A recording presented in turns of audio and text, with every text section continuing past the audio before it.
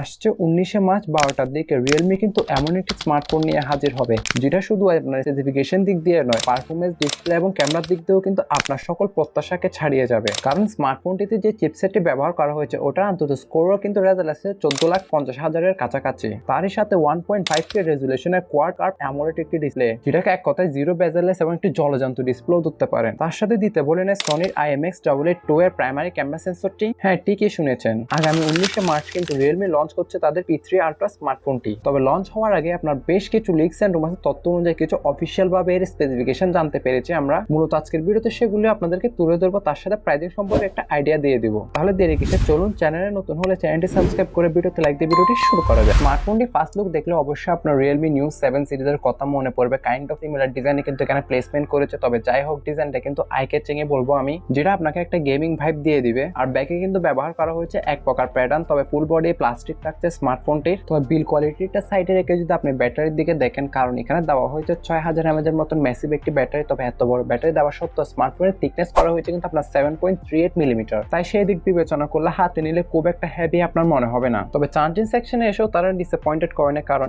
80 কিংবা 80 ওয়াটের একটি ফাস্ট চার্জিং ব্রিকও কিন্তু বক্সে দিয়ে দিয়েছে তারা। তাই সেদিক বিবেচনায় গুড অ্যান্ড এনাফই বলবো আমি। স্মার্টফোনটি যদি বাই মিস্টেক হাত থেকে পড়েও যায়, তাহলে সেক্ষেত্রে মিলিটারি গ্রেড শক রেজিস্ট্যান্স সার্টিফিকেট তেমন খুব একটা ড্যামেজ হবে না। তার সাথে IP68 এবং 69 এরও কিন্তু রেটিং এখানে দেওয়া হয়েছে। এবারে পরিচয় করা যাক স্মার্টফোনটির মেন ফোকাস বিন্দুকে নিয়ে, যেটি হচ্ছে তার 4nm বেস্ট মিডিয়াটেক ডায়মন্ডসিটি 8350 আলট্রার মতন একটি চিপসেট। তবে 4nm হয় যথেষ্ট পাওয়ার এফিশিয়েন্ট বলবো আমি। আর এর অন্তত স্কোরের রেজাল্ট এসেছে অলমোস্ট 14,50,000-এর কাছাকাছি। তাই রেজাল্ট শুনে বুঝতে পারছেন যে আসলে পারফরমেন্সটা কি লেভেল হতে যাচ্ছে, যেখানে পাবজির মতন গেম টাইনা টুন আপনি 90 FPS রেখে প্লে করতে পারবেন। তার সাথে জেনশিন ইম্প্যাক্টের মতন হাই গ্রাফিক্স গেমও টাইনা টুনে 60 FPS রেখে অনায়াসেই প্লে করতে পারবেন। তার সাথে হিটের কথাটা মাথায় রেখে এখানে কিন্তু দেওয়া হয়েছে মিস আগের তুলনায় কিন্তু একটু লার্জ করা হয়েছে, যেখানে আমরা 6050 mm² BC কুলিং চেম্বারকে দেখতে পারবো। ফলে গেমিং বলুন কিংবা মাল্টিটাস্কিং বলুন, সেগুলো কিন্তু অনায়াসে স্মার্টফোনটি হ্যান্ড ওভার করবে। কারণ স্মার্টফোনটি বেস ভেরিয়েন্টে স্টার্ট হতে যাচ্ছে আপনার 8/128GB ইন্টারনাল স্টোরেজ দিয়ে, যেখানে আরেকটা ভেরিয়েন্ট হবে এর 8256GB, এবং যেটা সব থেকে হাইয়েস্ট ভেরিয়েন্ট সেটা হচ্ছে আপনার 12256GB, যেখানে থাকছে LPDDR5X এর RAM এবং UFS 3.1 এর ক্যাটাগরি, যার জন্য অ্যাপ ওপেনিং এবং ক্লোজিং স্পিড কিন্তু খুবই ফাস্ট হয়ে যাবে,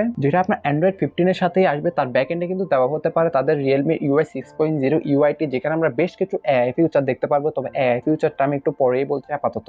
এখন এর সেকেন্ড ফোকাস বিন্দু নিয়ে কিছুটা আলোচনা করা যাক, যেটা হচ্ছে তার 1.5K রেজুলেশনের 120Hz রিফ্রেশ রেট যুক্ত কোয়াড কার্ভ অ্যামোলেড ডিসপ্লে। আর ডিসপ্লে সাইজ কিন্তু যথেষ্ট বড়, অলমোস্ট কিন্তু এখানে 6.83 ইঞ্চি মাপের একটা ডিসপ্লে এখানে দেওয়া হয়েছে। পাশাপাশি ডিসপ্লেতে থাকছে 2500 Hz এর টাচ স্যাম্পলিং রেট এবং 100% DCI P3 white colour গ্যাম mode, যার ফলে কন্টেন্ট ওয়াচিং এর সময় ডিসপ্লে কালার ক্যালিব্রেশন নিয়ে আপনাকে চিন্তা করতে হবে না। পাশাপাশি যে কোনো কন্টেন্ট ওয়াচিং এখানে কিন্তু এক প্রকার জলজ্যান্তই লাগবে, কারণ অনেকটাই জিরো বেজেললেস ডিসপ্লে কিন্তু এখানে প্রোভাইড করেছে। পোর্টস এন্ড বাটনের কথা উঠলে এখানে যাবতীয় সবকিছুই দেওয়া হয়েছে, জাস্ট দেওয়া হয় না 3.5mm হেডফোন জ্যাকের গর্ততে। আপনি ডিউল স্টোরি স্পিকার বলুন, সেকেন্ডারি নয়েজ ক্যান্সেলেশন মাইক বলুন, type C port, primary speaker, essential সব পোর্টস এন্ড বাটনই কিন্তু দেওয়া হয়েছে। তবে হ্যাঁ, এর ফ্রন্টে প্রোটেকশন হিসেবে জানা গিয়েছে নাকি কর্নিং গোরিলা গ্লাস 7i এর প্রোটেকশন থাকতে পারে, যার ব্যাকে আসলেই দেখতে পারবো এই ডিউল ক্যামেরা সেটআপ, যাতে প্রাইমারি ক্যামেরা হিসেবে থাকছে সনির IMX882 এর 50 মেগাপিক্সেলের মেইন ওয়াইড যুক্ত সেন্সরটি, যেটা আপনার একটা OIS সেন্সর। দেন সেকেন্ডারিতে দেওয়া হয়েছে আপনার 8 মেগাপিক্সেলের একটি আলট্রা ওয়াইড, যার ফ্রন্টে দেওয়া হতে পারে 32 মেগাপিক্সেলের একটি সেলফি ক্যামেরা। আর ব্যাক ক্যামেরা দ্বারা সর্বোচ্চ 4K তে 60 FPS এবং ফ্রন্ট ক্যামেরা দ্বারা সর্বোচ্চ ফুল এইচডি তে ভিডিওগুলো শুট করতে পারবে। তবে ক্যামেরা কোয়ালিটি নিয়ে আপাতত আহামরি কিছু বলতে পারছি না। ওইটা স্মার্টফোনটি যখনই লঞ্চ হবে ওইটা ইন্টারভিউতে আলোচনা করা হবে, তাই ভিডিওগুলো মিস দিতে না চাইলে অবশ্যই OTPP কিংবা অনলাইন টেক প্রো বাংলা চ্যানেলটি সাবস্ক্রাইব করে আমাদের পাশেই থাকবেন। আর ফেসবুক পেজ থেকে দেখে থাকলে অবশ্যই ফেসবুক পেজটি ফলো এবং ভিডিওতে লাইক এবং শেয়ার দিতে ভুলবেন না। তার সাথে মিস করবেন না এবারে AI ফিউচার গুলো। এখানে থাকছে আপনার AI রাইটিং,